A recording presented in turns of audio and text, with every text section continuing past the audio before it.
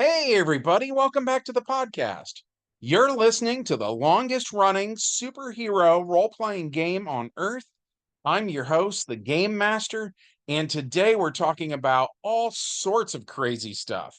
But before we get into it, smash that like button, check to see if you're subscribed, ring the bell for notifications, and leave us a comment. We've got a great community here, and it's all thanks to you guys. Thank you so much for being here. With all that said, let's dive in.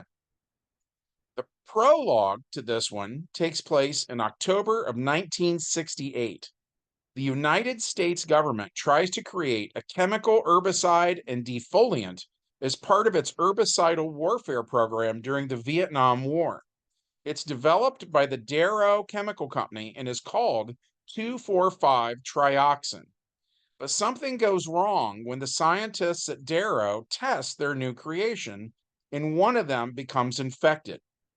Not long after that, in the town of Crystal Cove, two couples go on a double date. A nerdy but cute brunette named Velma Dinkley is on a date with Norville Shaggy Rogers, and the popular ginger-haired Daphne Blake is on a date with a blonde-haired boy named Fred Jones. As they're driving through town in a custom 60s van, Shaggy turns on the radio, and the kids hear a report about an army of cannibalistic corpses committing mass murder across the United States, and of the groups of armed men patrolling the countryside to exterminate the living dead. Reports confirm that the ghouls can die again from heavy blows to the head, bullets to the brain, or being burned. Various rescue centers offer refuge and safety, and scientists theorize that radiation from an exploding space probe returning from Venus must have been what caused this.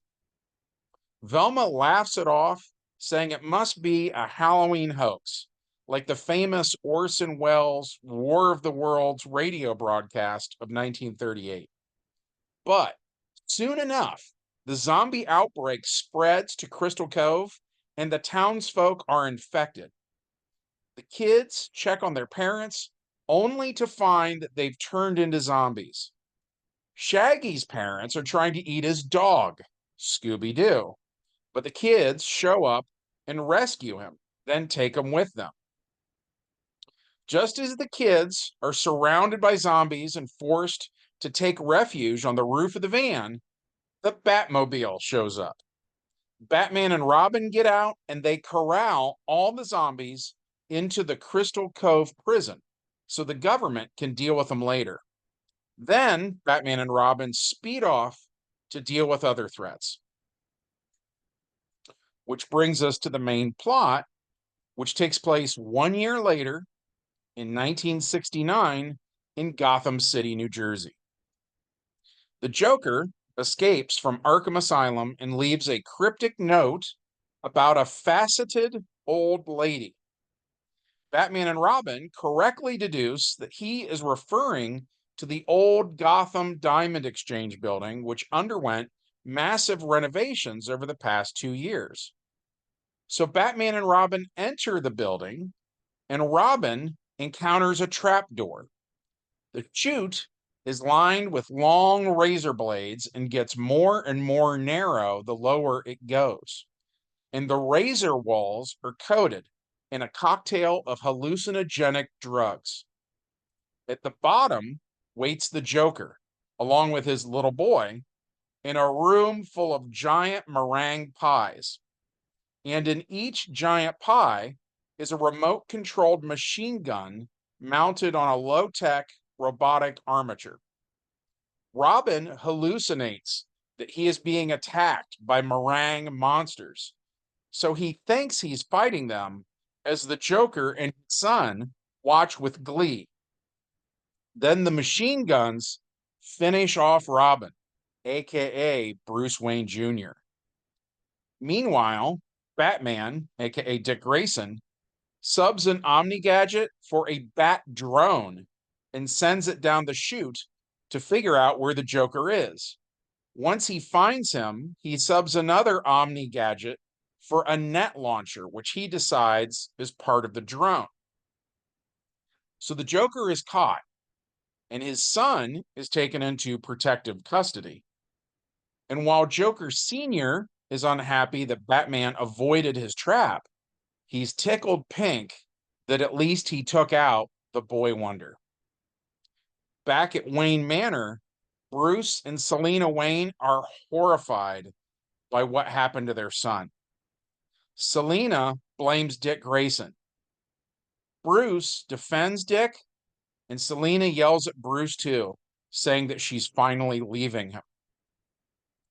12-year-old Helena Wayne mourns the loss of her older brother, and she begins training so that she can try to avenge him one day. Which brings us to the epilogue, which takes place in 1976, when a criminal named Silky Cernak blackmails his old boss, Selina Kyle, into resuming action once again as Catwoman, an act which leads to her death. Helena, who is now 19 years old, decides to bring Cernak to justice. So she creates a costume for herself utilizing some weapons from her parents' equipment, including her eventual trademark weapon, a crossbow, and she brings him in. After accomplishing this, Helena decides to continue fighting crime under the code name of the Huntress. And now that her career as a vigilante has begun, she starts tracking down the Joker. But that's a story for another day. This adventure was actually two adventures that I decided to turn into one video. The first adventure with the cast of Scooby-Doo was inspired by a cartoon called Scooby-Doo Mystery Incorporated, which premiered on Cartoon Network on April 5th of 2010. And it was by far my favorite iteration of Scooby-Doo. We also based that adventure on the original Night of the Living Dead by George Romero, which was released on October 1st of 1968, and used the trioxin that was mentioned in such films as Return of the Living Dead, which a lot of fans hate, but I love that one, partially because I caught it in a double feature along with Reanimator. And prior to that day, I had actually never seen a horror movie before. So as a result, I will always have a soft spot for both Reanimator and Return of the Living Dead. The idea of that first adventure was an attempt to explain why the Scooby-Doo gang have the money to seemingly travel the country, and also explain why they don't seem to have parents who are worried about them, as well as give them a motivation for having some sort of a connection to things that go bump in the night. So the fact that Night of the Living Dead came out right before the first episode of the original Scooby-Doo cartoon seemed like a good opportunity. Also, we ran that one after the one where Robin died, and we set it before his death, allowing the Scooby-Doo gang to meet Batman and Robin at least once then. Because when I was a kid, seeing the Scooby-Doo, Batman and Robin crossovers seems like it was on TV all the time. So that was another big part of my childhood. Speaking of Robin, that adventure was based on John Byrne's Batman Superman Generations issue number 2. I've mentioned this before, but I met John Byrne at Mid-Ohio, showed him my art portfolio, which contained information about my RPG, and then he made Generations, and even included the term mechamorphosis, which I coined. So my players and I are completely convinced that Generations was loosely based on our RPG. So that said, we in turn often look to Generations and take the original ideas that Byrne came up with there and use aspects of those in our game.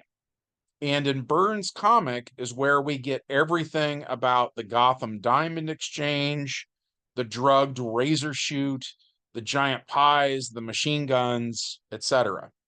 But in Byrne's version, he kills off Dick Grayson. In our version, we played it out. I used a dry erase board with a map of the building, so it was Robin in our game who stepped on the trapdoor. And due to some characters in our game who have the time travel power, they made some changes in the past, so we've been rerunning certain games, including this one, to see if maybe these ripples in time would mean Robin made it this time, but sadly he did not. Which is interesting because to an extent, Bruce Wayne Jr. get older and be our stand-in for the Frank Miller Dark Knight in the mid 80s. So now that he's gone, we'll see what happens. Maybe Dick Grayson will become darker and more brooding because his sidekick got taken out. Maybe Jason Todd will become the new Robin.